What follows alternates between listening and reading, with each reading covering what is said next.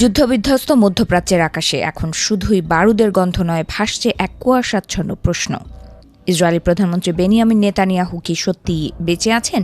গত কয়েক সপ্তাহ ধরে চলা মৃত্যুর গুজবকে উড়িয়ে দিতে মঙ্গলবার হঠাৎই সামাজিক যোগাযোগ মাধ্যমে আবির্ভূত হলেন তিনি। ইরানের সাহসী জনগণের উদ্দেশ্যে দিলেন এক দীর্ঘ ভিডিও বার্তা। কিন্তু শান্তি বার্তার চেয়ে এই ভিডিও যেন উস্কে দিল আরও বড় বিতর্ক।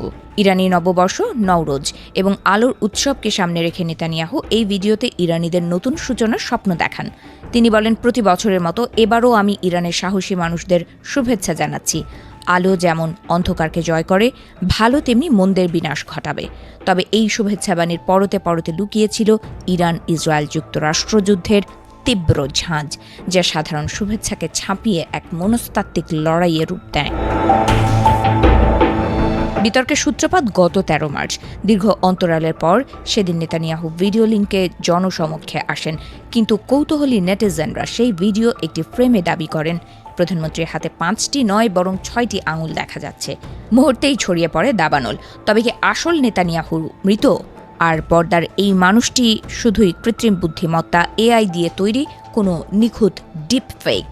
গুজব থামাতে গত 15 মার্চ জেরুজালেমের পাহাড়ি এলাকার সাতাফ নামক এক কফি শপে হাজির হন নেতানিয়াহু। সেখানে তাকে কফি খেতে দেখা যায় এবং উপহাসের সুরে তিনি হিব্রুতে বলেন, মৃত কফির জন্য। এমনকি ক্যামেরার সামনে হাত উঁচিয়ে 5 আঙুল গুনে দেখান তিনি। কফি শপ কর্তৃপক্ষ তার সফরের সত্যতা নিশ্চিত করে ভিডিও পোস্ট করে, কিন্তু তাতেও থামেনি সন্দেহবাতিক নেটিজেনদের আঙুল তোলা। মঙ্গলবারের প্রকাশিত নতুন ভিডিও নিয়েও শুরু হয়েছে চুলচেরা বিশ্লেষণ। অনেক দর্শক দাবি করছেন, কথা বলার সময় নেতানিয়াহুর দাঁতগুলো ঝাপসা হয়ে যাচ্ছিল এবং পেছনের ইসরায়েলি পতাকাটি ছিল অস্বাভাবিক স্থির। কেউ কেউ আরও এক ধাপ এগিয়ে বলছেন, ভিডিওর মাঝখানে তার হাতের নখগুলো রহস্যজনকভাবে অদৃশ্য হয়ে আবার ফিরে আসছিল। এ যেন এক ডিজিটাল জাদুকরী বাস্তবতা, এআই বনাম বাস্তবতা। কি বলছেন বিশেষজ্ঞরা? আশ্চর্যের বিষয় হলো, মাস্কের মালিকানাধীন এআই চ্যাটেবল গ্রোক এই ভিডিওটিকে আসল বলে রায় দিয়েছে। গ্রোক এর মতে এটি নেতানিয়াহুর একটি বাস্তব রেকর্ডিং, কিন্তু এর আগে 13 মার্চের ভিডিওটিকে এই একই চ্যাটবট ডিপফেক বলে চিহ্নিত করেছিল। প্রযুক্তির এই স্ববিরোধী অবস্থান সাধারণ মানুষের মনে ধোঁয়াশা আরও বাড়িয়ে দিয়েছে।